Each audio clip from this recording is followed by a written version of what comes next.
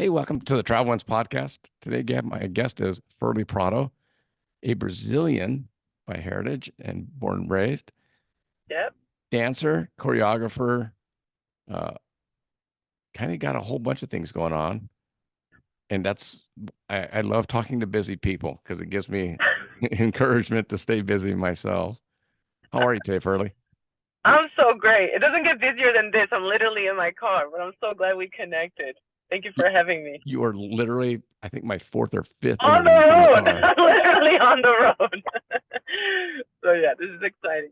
Yeah. So, I saw you perform a few weeks ago. Well, gosh, more than a few weeks ago now, I guess. Time's going fast. At the Dita Von Teese burlesque show at the new Horseshoe Theater or Okay. Horseshoe Casino at the Jubilee Theater. At It used to Jubilee be the Theater. Bally's. That's what I always knew it as was Bally's. So Yeah. it And throws me before that, off. MGM. Exactly before when it burned down. Yeah. Yeah. So We're not gonna talk about that. yeah. We'll delete that part. Nah. They can make it Okay. up. The you're in between kind of you get downtime, but as a dancer, it's like me. Like if I'm not traveling for work, I'm not making money. So everyone's like, Right. "Oh, it's so cool, you get time off." I'm like, "No, no, I need to make money though." That's right. So what That's what why is this like? this industry is not for everyone for that exact reason, right? Yeah, I mean that's like a 100% commission salesperson, a Yep. dancer, a musician, anybody that works for gigs. You're not gigging, you're not making money. That's right. So and I find it seems like it's feast or famine a lot. 100%. And it's funny, you didn't ask me this, but there was a while ago that there was this argument of dancers not getting paid well in music videos. And then some people online who are not in the industry were arguing like, I would kill to make, whatever. It was like a non-union music Yeah, video, so dancers were getting paid $250. And then people were saying, I would kill to make that in a day. But what they don't realize is exactly what you're saying. That's one day of work, and we may not work for another 3 weeks, yeah, right? We may not work for another month. So is 250 a month really enough? Um, so yeah, so like I said, it's not for everybody. Nerves of steel, and you have to believe in yourself. And like you're saying, feast or famine. Famine. Sometimes you're killing it, and you don't stop working, and you're triple booked. And other times you're twirling your thumb. You're like, does anyone love me? Am I ever gonna work again? yeah. What happened? My wife's a Pilates instructor. And it's the same way, right? It's like she gets super busy and she's got all these clients and everything's great. And all of a I sudden imagine. Yeah, then they go on vacation for Christmas and or that's right. school's out. So now they want to go on vacations with their kids. And all of a sudden she's like, I was super busy a month ago. Yeah, it's not easy. Did you, because your mom, obviously being a dancer, did you know about a lot of this going into it? Or is it something you've just kind of figured No, out? and it's interesting you brought that back up. No, so I was born and raised in Brazil, as you mentioned, and my mom had a dance academy. Wasn't forced to dance, but that's how I started dancing. Now, you don't really, I think things are changing now back home, but you can't really make a living off of being a dancer in Brazil. So a dance career there is very different than a dance career here. However, my mom, before I was born and when I was really little, she was doing a lot of television. But again, the industry is a little bit different there. So no, I had no clue going in uh, what was gonna be like. And you were saying how it's feast or famine. I actually started a dance company for 9 to 5 women, so women that are not interested in dance being their career, but they love to dance and they want to come back to their love of dance with really great training and possibly an opportunity to be on stage again, which they thought was too late, right, for them. And so in between, not even in between jobs, it's something that goes on year long. I started this company, and it's something that also helps me stay afloat, um, and sometimes actually thriving. So it's a great thing while I'm helping others. So it was a way to, in a sense, give back, not necessarily train people that I know are going to become professionals, Yeah. but to train women that thought it was too late. It's very fulfilling for me. And it's a way to carry my mother's legacy because, in a sense, that's what she did. 99% of her students in her 50 plus years of teaching career didn't become dancers, but what they learned through dance they can carry into their profession, right? That So that's that's my hope. And if there's ferlyprado.com, right? yeah, that's right. So on my website, you can see the program that I offer. And right now, it's only in San Diego and Los Angeles. And my hope is to expand and finally building a team of teachers that I trust that can carry the legacy or help me carry the legacy with me. But that was a long way to answer you. That no, I had no idea what I was walking into. I didn't know it was going to be hard, simply because you go to a few auditions and you know, if you read my resume, I think it sounds impressive, but remember that I have a 98% failure rate. Yeah. So what you're seeing is 2% of success. A lot of auditions you go to and you get rejected, you get told no, thank you. So as soon as I started auditioning and the no thank yous were constant, I had a feeling like I this got to is do not going to be something. easy. Yeah. So fasten your seatbelt and have some confidence because you can get lost really easily And and the quit. the website is that remote dancing, or do you have studios set up for them? Yeah, no, I don't have a brick and mortar. I just rent a space and I meet with Okay. these women once a week. Yeah. And right now the remote training is it's not for the dance company. So I have two.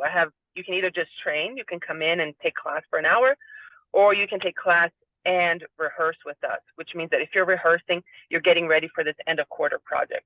So Okay. quarterly, I give them a new project to work towards and perform in. Is it more jazz dance or is it ballet, or how do No, you? no, it's what we call like the commercial type dancing, right? It's a Okay. little bit more hip hop, jazz, funk influence. Is what you see on stages for world tours and most Yeah. commercials, I guess. Yeah, nothing too technical. So I couldn't impress you with my releve then. I mean, the fact that you know the name, I'm already impressed. I lost a bet. So You did. You my did. my wife started taking ballet in her 40s, and mainly because her old boyfriend said she would never be able to do it. So you That's motivation. never tell a woman that. Okay. So she started doing ballet, and then we had a bet about the weather, and if she lost, she was going to have to take a Brazilian jiu-jitsu class with me, and if I lost, I'd have to take one of her ballet classes, and I Oh. lost. So So she didn't take jiu-jitsu with you? she's taken a couple, but Oh, okay. I I had an instructor, Hidon Gracie, and his wife Victoria Gracie, who was a dancer, They're friends of mine. and so I had Hidon on my show, and then Victoria used to do Pilates with Wendy. Oh, And then amazing. so Wendy during COVID went into the academy and took some classes with Victoria. Loved it. Oh my gosh, how incredible. You're in the best of hands. Yeah, yeah, You couldn't be in better hands. yeah. I've known Hidon since he was just out of high school. So yeah, Say so, less. quite a while. I But yeah, bowed, I bowed down. no, and he's been cool his whole life. Like he's just and Henner, his brother, Yeah, they're just super they're laid just back. constant. They're Yeah, constant. You know exactly what you're gonna get, which is incredible. and Victoria's That's kind of the rare. same way. Yeah, yeah, that's right. That's And right. I think Victoria's the feisty one of the group. But, I'm not gonna comment. I'm not gonna comment because I don't want a phone call after. I'm gonna let you do the talking. oh, I got no problem. But yeah, so it uh when I took the ballet class, it's so many smaller muscles. Like, where jujitsu, it's leverage and kind of mass movement. That's right. And ballet is just it's sucking in the core, keeping the chest up. Yeah, the Here, smallest put it adjustments, here. right? Yeah, Yeah, yeah. the smallest adjustments make a huge. It's like golf. It's a game of Yeah. inches. The smallest adjustments make a huge difference. And yeah, for you to be a ballet dancer, that takes a lot. I'm not saying that it doesn't take as much if you're a hip hop dancer or a jazz funk dancer, but I mean, we call ballet the master of all dance styles, right? That's the mother. So if you want to be a really well-rounded dancer, you have to have a ballet background. 100%. It teaches you not only body awareness, but extreme discipline and Yeah. extreme. You just understand how to move and why to move. So um, if I could in my program right now, because I only meet once a week, 8 times per quarter, it's not enough. I tried once upon a time to give them ballet training. It's not enough, you know. So if I ever do that, then I need to increase the amount of times I'm meeting with these women. But the balance is they're working women, so it's not like they can dedicate 5 times a week, you know. So Yeah. right now we do what we can, and hopefully they thrive, you know. Well, as long as you make it fun and make them want to come back. Yeah. Yeah, and my retention is really good, so I'm really grateful. Yeah, so I think they're having a good time. But again, like you're talking LA, San Diego, you're working in Vegas. It's like, I know it's constant, and I'm so grateful. We just, you know, because of Dita being in the show, we just got to work on a project that can't really talk about, but it was wonderful. I can't say that it's a movie. So me and the cast got to be on the movie set and work together in that setting, which is wonderful. Soon enough, I'm going to be working. I can't tell. It's a tribute. I can't tell what it is and who it's for, but I'll be working on the Grammys next week. So on the 4th, you'll be able to see me there, and I'm paying tribute to one of my favorite artists I've ever worked for in all time. So I'm really, really oh, I excited and think I honored to know. do that. Yeah, and then I come back, to Vegas, work this other gig, and then we're back with Dita. You know, we're back in rehearsals and open up again in February. And yeah, there's a lot of back and forth, but I'm grateful when you're doing. It's so cliche, but it's not. Okay, the cliche thing is like when you do what you love, you feel like you're not working. That's Yeah. not true. Yeah. It still works. That is not true. But you actually enjoy going to work. That Yeah. part is true. You know what I mean? It's not like, oh, here we go again. It's okay. You can feel human. You can feel tired. You can feel all the human things. But it's such a joy. I still can't. To this day, I still can't believe I make money doing what I do. It should be illegal because I enjoy it so much. Yeah, I really, really do. I feel really blessed. Have you always felt that way? That's a great question. Once you find your rhythm, Yeah. and it takes years. For me, in my case, I shouldn't say it takes years. In my case, it took years. And what I mean by that is because my height doesn't work for me in Hollywood. I'm 5'10". I'm close to 5'10". Doesn't work for me. Most artists and most actors are not that tall, right? I Yeah. think most of the population is not that tall, so it's natural that they're not going to be as tall. So that doesn't work for me. If I was on Broadway or Rockette, that would work for me, right? But it doesn't work for me in Hollywood as much. And my energy is explosive, and for some projects that works, for some projects not so much. It may pull focus, and I don't mean like, oh, I'm so good I pull focus. I don't mean that. It just, if you're tall and you have explosive energy, you do That's what they're this, looking right? at. Which again, Yeah. it doesn't always work on your favor. So until I found my groove, until I found what my niche is, and until I was able or was given enough opportunity to be on jobs to create a reputation, right, for myself, and then these choreographers know that they enjoy working with me, and the dancers enjoy. It's a whole thing, right? Yeah. So until I found that, it wasn't enjoyable, right? Because you're not able to do what you love. And yeah, you're training, yeah, you're going to class, and you find joy in that, but you know, bills come. So there's a lot of doubt that goes into it. Like I said, you can get really lost because if being tall is a problem, being energetic is a problem, sometimes your looks could be a problem. Like everything about me was a problem, at least in the beginning. Yeah. You know, so you ask yourself, am I meant to do this? And height, I can't change. If you tell me I'm fat and ugly, I can work on it, right? But if you tell me I'm too tall, what am I gonna do? You know, if you tell me I don't like your personality, there's only so much I can change of my personality before I lose myself. Yeah. So when everything about you is getting criticized, you really ask yourself, is this for me? Am I in the right industry? Which is, to me, in my opinion, the only thing that separates people that make it versus that people that don't is whether you stay in the game or you quit. And maybe that's true for a lot of the industries, right? I can think of a plethora of dancers who no longer dance, who, in my opinion, were stronger dancers than me, or maybe they were stronger performers than me. But I was patient, but I also had enough faith. I had enough faith in myself. I had enough faith in God and what my life would be. And you have to be patient, and you have to have support, because when the money's not coming in, right? Some people have support. And in my case, it was always my family. So it takes a village. So if your village is strong, if your support system is strong, and you don't forget what you love, and you don't forget, and you believe enough that this is what you're meant to do, then I think you can cross that door, and you can say that you made it, right? That you're successful in what you do. But unfortunately, that's not the reality for a lot of people. So I don't think people quit just because they're not patient. I think sometimes they don't have that support system. It could be so many reasons, right? So yeah, again, just grateful. But yeah, to answer your question, no, it wasn't always joyful, because if you're not working, you're full of doubt, you know. But finding the niche, and when you find your rhythm, then yeah, in my opinion, I think everyone's happy in what they do. Do you think, because it is with me in sales, like I had a really good week last week. I mean, financially, everything, I had more customers come in than I expected. They were 13-hour days, but they were good days, right? Mm-hmm. But then it's like, do you ever get when you have an off week, you're like, oh man, what am I doing? It's like, do you still go up and down, or are you steadier? I mean, my personality is, if I'm down, what creatively can I do to change that?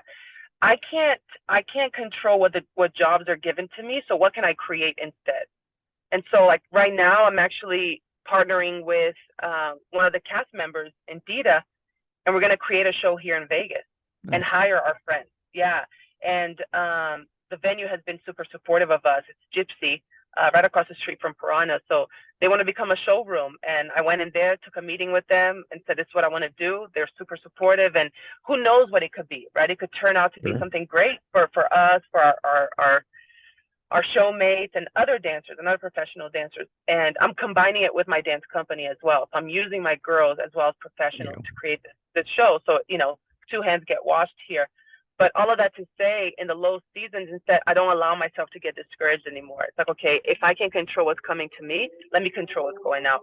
And so, and again, like reputation, right? What you've done in the past, all of that helps with new relationships, trusting you into whatever you don't have right now. So no, I don't get discouraged. It's just time to create. It's just time to get creative, you know?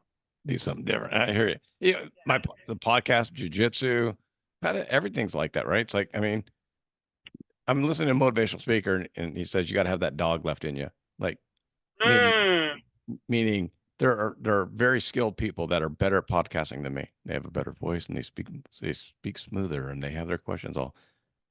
But they give up after. I mean, the average podcaster quits after 7 shows.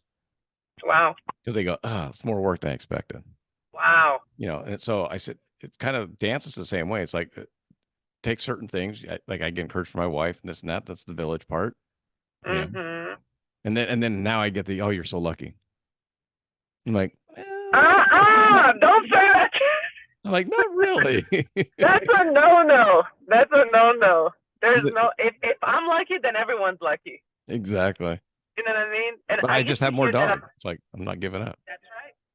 That's right. There was one tour, I can't mention which one, but we would constantly be told, don't forget you're lucky to be here. You can be replaced anytime. I know. Don't forget you're lucky to be here. You can repeat. And I actually said it back. I was like, if I'm lucky, then you're lucky too.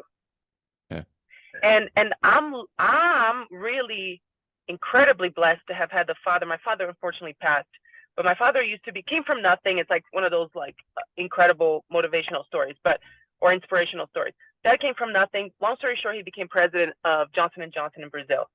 And I remember one day he came home, and my dad was a strong man, but he came home in tears. And he was having his glass of scotch, and I'm looking over at him around the corner, and then he asked me to come sit next to him. And he said to me, I never forget, he said to me, I've had one of the worst days I've ever had to have. I had to fire 500 people. My dad talked to us like we were adults, you know, like, sweetheart. Like, he talked to us like this is life, right? And he said, it's not going to make sense to you right now, but I want you to remember this. People are not replaceable. Bodies are, numbers are, but people are not replaceable.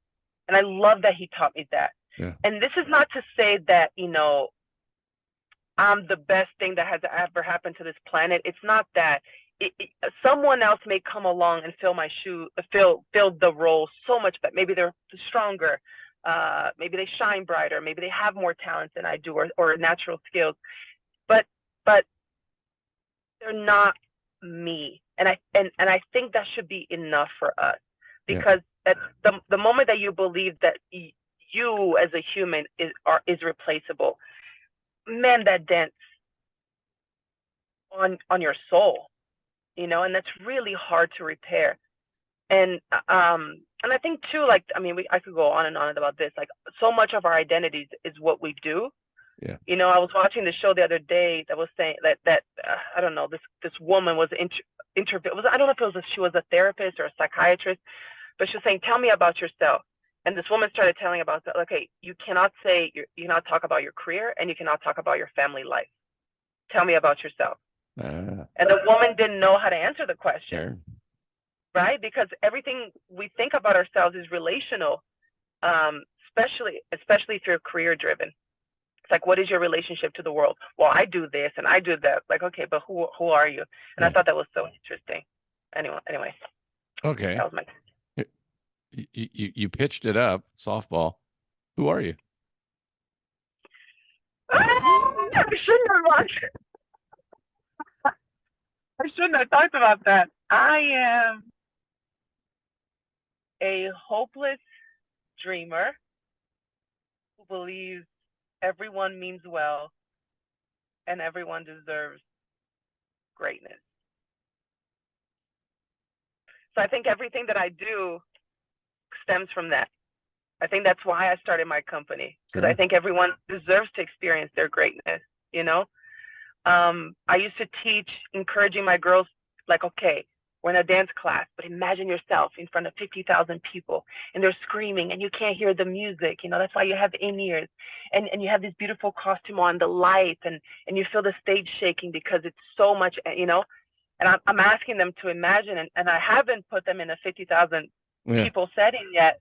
But I went, why am I and it was great. Like the fantasy, the dreaming, I think is very important. It's something that we lose as adults.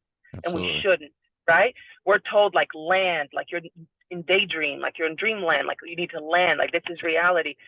And I think it's something that I think it's a horrible advice. I think humans are meant to imagine. If you can't see it, you can't go there, right? And so I would tell my girls, like, but we live in a cardboard box. Therefore, you dance in a cardboard box. You need to bust out of it. You need to see what it feels like outside of it, right? And so I'm asking them to imagine it. And I got to a day that I said to myself, I need to go from this to actually making it happen to them. And so dreaming is really important to me. So you asked me earlier, like, do I ever get discouraged? It's when I need to dream the hardest. Yeah. Like, what can I do that's not happening in my life right now? So I'm very motivated by what I fantasize in my head, and I'm very motivated to make it happen. It may happen, it may not, but at least I tried, and I got out of my box. I started my show in my 50s. Never have listened to my voice. Right? I mean, it's not. You have a great voice, by the way. I'm not tooting your horn. You have a great voice. The funny story is, thank you. My dad told me growing up that I had a terrible voice, so I never wanted to hear my own voice. Wow. So it's one of those throwaway things. He just wanted to be quiet, and I was probably singing or messing around, but it stuck in my head for decades. So when I had a friend suggest I do a podcast, I'm like, man, I don't have the voice for it. And they're like, what are you talking about? I'm like, in my head, I don't have a good voice. Wow. So that's one of those weird things that. I respect Dad, but Dad did you wrong. I'm sorry. Well, he absolutely did me wrong. But at least you made it right. I'm glad your friend said something. But never know. The reason I kind of started the show was I have two daughters. They're 30 and 28 now. But when they're growing up, you're like, yeah, go for it, go do it, and don't worry that you've never done it before. And you're telling your kids that, but then as adults, we kind of go, well, I can't do that. I'm too old to start that. I don't know how to do that hobby. I don't know how to do this. I can't dance in my 40s or 50s. So I was like, hold on, I'm telling my kids one thing, so I need to at least back up my own BS. If I'm gonna say it, I got to back it up. So here I am starting doing the show. That's literally how it gets started. The magical things that happen when you get out of your way, right? Yeah. Ooh, And then if we just got out of our way. So, couple questions. You toured with, I didn't even mention it, but you've toured with many, many, many, many, many people around the Mm-hmm. world. Mm-hmm. What's the most influential place you've been to? Place? Yeah. You know, when I Prague, Czech Republic, and I think it's because, well, first of all, the city's beautiful. Um, we were told don't leave anything, like anything that's um, valuable, put it in the safe. And I never use the safe in my room. Maybe I shouldn't have said that in the podcast. But I always feel safe in, jokes on me, right? But I always feel safe in my hotel room. So I don't put passports. I don't put, like, I usually just put it in my bag. And Yeah. because again, I think people are good, essentially good, which again, jokes on me. But I remember that. I remember, like, just be careful. So I'm like, I'm not even gonna put it in the safe. I'm gonna put it on me because if I die, at least it comes with me, right? Like I'm like, okay, I'm gonna die for this passport. But I put it on me, and I'm walking around the city, and it was so beautiful. And we even did like a little fun photo shoot between us, and and I was like, I'm having a magical time. But they told us to be careful. Cool. The next day, we have our show, and it wasn't. It was a small arena actually. It was an arena tour. It wasn't even a stadium tour. And we did some large arenas and we did some small ones. That was probably one of the most intimate ones. And but the place was packed. I mean, they I think they oversold that. There's no way it's lawful to put that many people in the room, right? Yeah. And and we had in years, and usually, you don't really need it, but we had it just out of safety in case whatever. They were so loud. And when a crowd is loud, that means they really appreciate it. Yeah. It was total, and like a week later, we're in Paris, and it was polar opposite. I'm not saying that French people don't appreciate, but maybe they have so much, just like LA, right? Mhm. They have so much of so much that it's hard to impress or to connect with that audience. But Czech was in Czech Republic, at Prague specifically, to see those. I mean, I don't even know the last time she was there, so I don't know. It was, and this is Tina Turner. She always taught us, no matter what show we do, you give people your best. It doesn't matter what your condition is, what's going on in your life, right? They're spending 90 minutes with us. We give our best. We leave a piece of our DNA with them, right? And that I always understood, and I'm like, absolutely, absolutely, absolutely. But in that moment when I saw and how they responded to us, I'm like, wow, I really get it now. Because these people, it was told to us like this at the time. I don't know how the economy is there now, but their economy was struggling at that time. So for Yeah. people to even show up to a show was a Big huge deal. sacrifice. It was a sacrifice, yeah.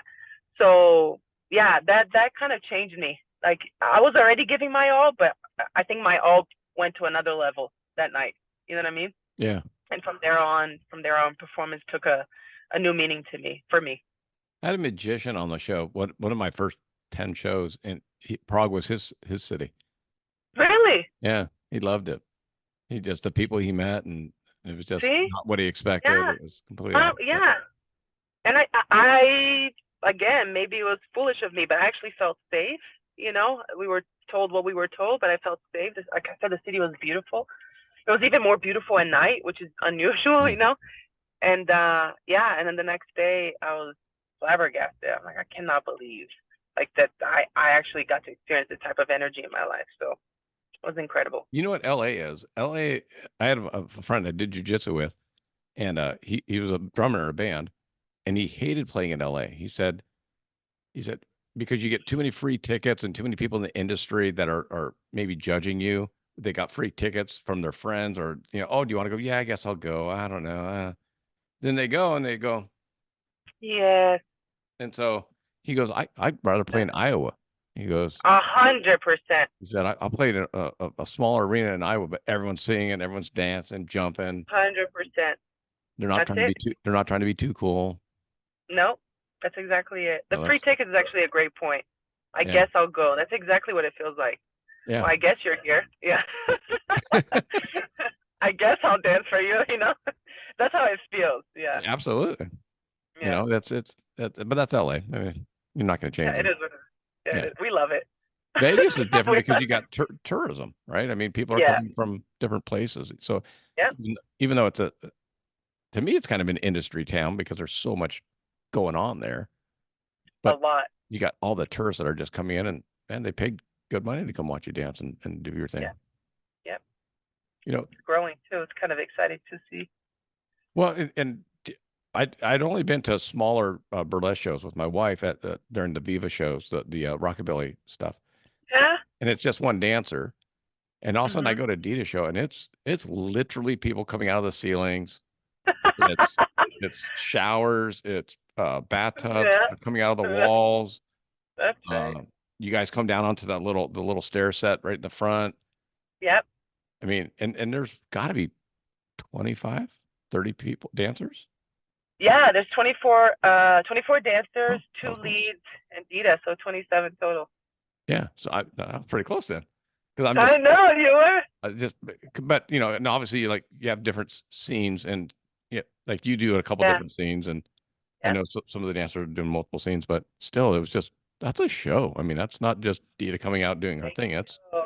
Yeah, no, thank you. And that's what, I'm so honored and happy that she, because when you I was gonna say that she stepped out of her comfort zone. And she's still in her world. Like the yeah, show has to be a representation of her, right? If it's not, then it didn't make it to the show. I'll tell you that much. But you know, I'm proud. Not that she needs me to be proud of her, but I'm proud of her that she took this leap because, to your point, especially vintage burlesque artists, they're yeah, solo acts, right? And burlesque acts nowadays too, I guess. But especially in that day, it was a solo act, and especially in the venue that we are in, yeah, my humble opinion, I don't know how much that would work, right?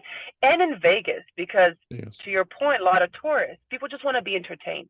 yeah, Maybe they have 90 minutes before their dinner reservation, right? Some people are coming because they love Dita. Some people they come because they love Showgirl.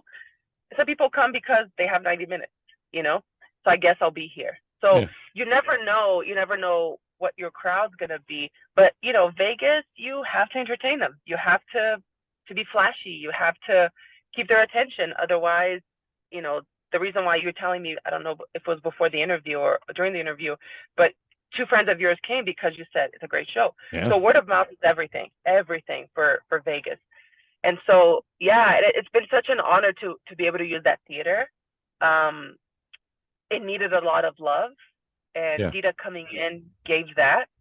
That was the reason why our opening was delayed, is because the theater had not gotten love by any show that was there since Jubilee. And understandably, because it is an expensive task, to yeah, bring that theater back to life.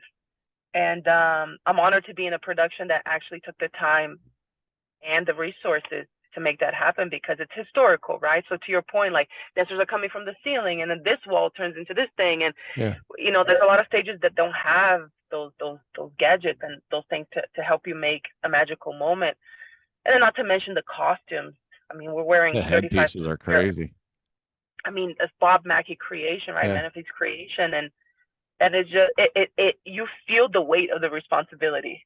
We don't just feel like first of all, we were trained, don't throw it, don't like yeah, yeah, these are masterpieces, but you don't have a desire to throw it because there's a sense of responsibility when you wear it, and especially if you know about Jubilee and you know about Bob Mackie, and it's really cool. And of course, to represent Dita, she's in my opinion, she's an incredibly intelligent woman.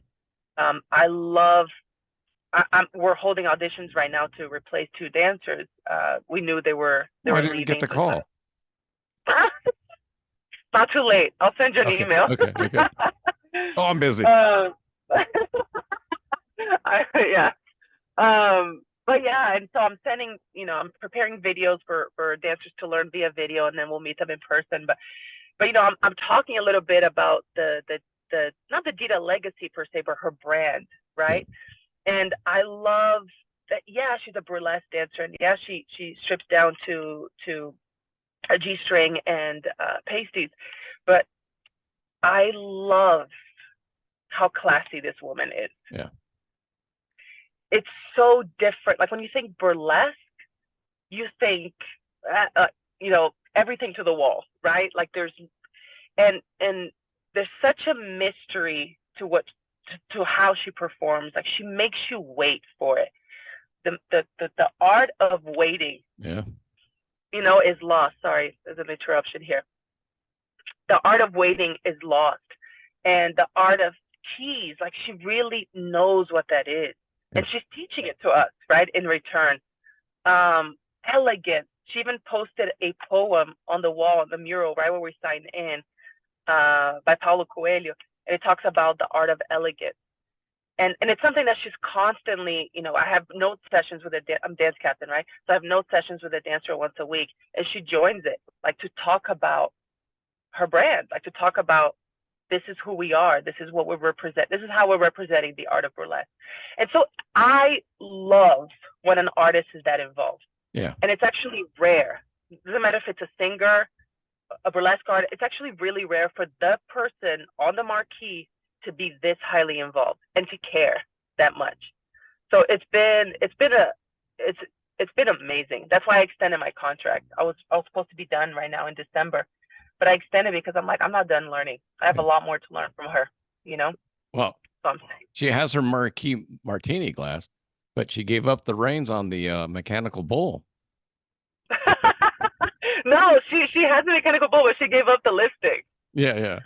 Oh, Yeah, no, you're right. yeah. You're right. It's the lipstick. Yeah. Yeah. I was like, you want me to do what? I'm like, are you sure? Yeah, and the clamshell and the bird, Yeah. right? The cake. It's really cool. Like she's trusting us. She's passing the baton. Out of It, all it, the things, just so you, not that it matters, the thing that amazed me the most was when she came out on the couch and the mhm. lighting lit her up to look like she was wearing different dresses and different. I was like, in my head, I'm like, how do they do that? Like, I'm like looking for the spotlight and Oh, that very, was a process. very cool though.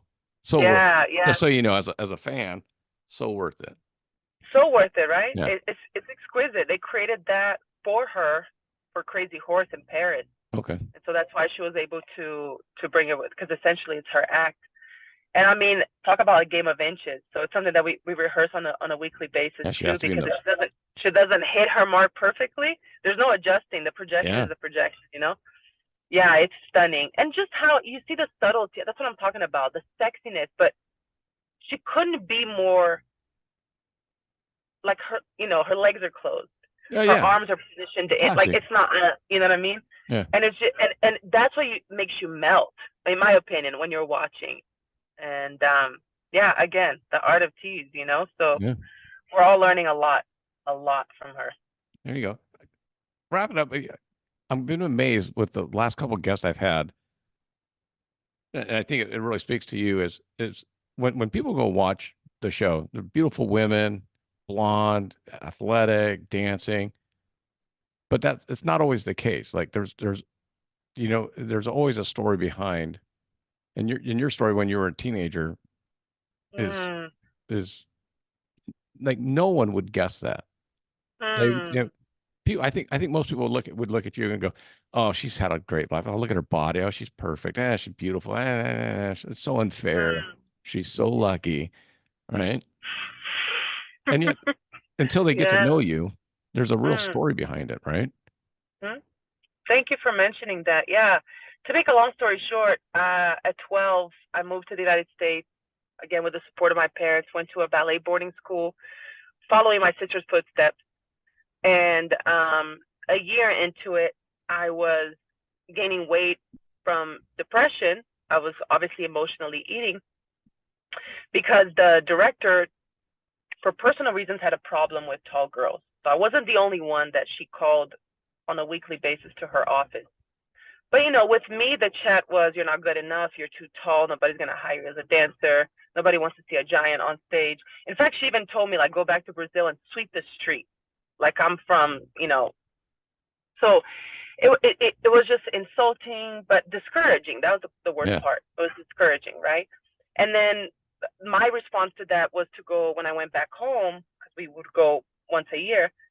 When I went back to Brazil, I asked my mom, could you get me a nutritionist? And she's like, yeah, what's the matter? I said, no, I just want to learn how to eat better, right? She's like, of course, of course. I'm like, I need to have more energy. I was lying, of Yeah. course, but whatever plan they gave me, which was like 1,500 calories, I cut by half. So I was eating 750 calories a day, and I started cutting even more, even more, even more. To the point that I was like, it was like a banana, some type of protein, and then that's it, right? And then I became anorexia nervosa. Like I was diagnosed with anorexia nervosa. So I was down to 89 pounds, and I was already 5'8", maybe 5'8.5", and blacking out in class, holding on to the ballet bar, couldn't jump anymore, turned maybe nauseous, and yeah, it was obviously life threatening, and got taken to the children's hospital, and the doctor told me, tell your mom that you're dying. If you keep going at this pace, you're losing weight really fast, and at some point your heart is going to give up on you, right? You're not giving your brain enough nutrients, I'm sure. And so anyway, the whole blood panel just looked like a disaster, not to mention the numbers on the scale, which kept going down. So, and I didn't translate that to my mom. My mom spoke no English at the time, and I just said, I'm going to be okay. I'm going to be okay. And they were putting me with psychiatrists, and that was literally my come to Jesus moment. I just had this thought. I grew up Catholic. Catholicism, and I say this with respect, didn't really make sense to me, just because of it just didn't make sense to me. They didn't encourage asking questions, and Yeah. it was kind of like, just do this because you have to have faith. And I think if God gave us brains, we should also be logical and should also understand things. But it was literally my come to Jesus moment. I thought of God. I thought of this woman. I said, I am so sorry that I am wasting my life on a human's opinion about me. I'm going to change. And one thing about my mind, I know this, it's very strong, which can be my best friend or my worst enemy, clearly. When I decided to go down to 700 calories, that's exactly what I did, to the detriment of my health. But when I decided enough is enough, that's exactly what I did, right? So it was a really good lesson for me. My teacher at the time, who called my parents to let them know what was happening, was my saving grace. And she said to my dad, she said to me, you have a very strong mind. You have to pay attention to what you're thinking, because whatever you're thinking, you're going to do. So it can be really great for you, it can be really bad. So yeah, and ever since then, I've struggled with body dysmorphia, It's kind of negative. the dancer's world, though, right? 100%, 100%. It's never good enough, right? And then of course you have DNA to take into account. Yeah. I don't have a fast metabolism. That's not what I inherited. All the females in my family have hypothyroid. I'm the only one not on medication, so it's something I always have to monitor. So my genetics don't really work for me as far as body or physique goes. So it's something that I constantly have to work hard at. But I studied nutrition myself because I wanted to be free of this horrible relationship I had with food. It's something that was a really helpful tool. So if someone is struggling with that, I highly recommend that. Like, get into nutrition. You don't have to become a nutritionist. Just study it so you understand. Food is not the enemy. Food is not even a fuel. It's so much more than that. So yeah, and what you see on stage, again, we're portraying fantasy, right? We're portraying the best in humans, and that's very real. I'm not saying that it's fake. It's very real, but there's always two sides to a coin. So I appreciate you saying that, because I think it creates a lot of pressure on women that watch other women live their best lives on stage or on TV, on camera. Oh, it must be so perfect. There's always two sides. And not to say that you should thrive on people suffering and having this negative side, but it's to say that don't aim for perfection. Don't aim for that, because it's not real. It's not attainable, even for the person that you think has it.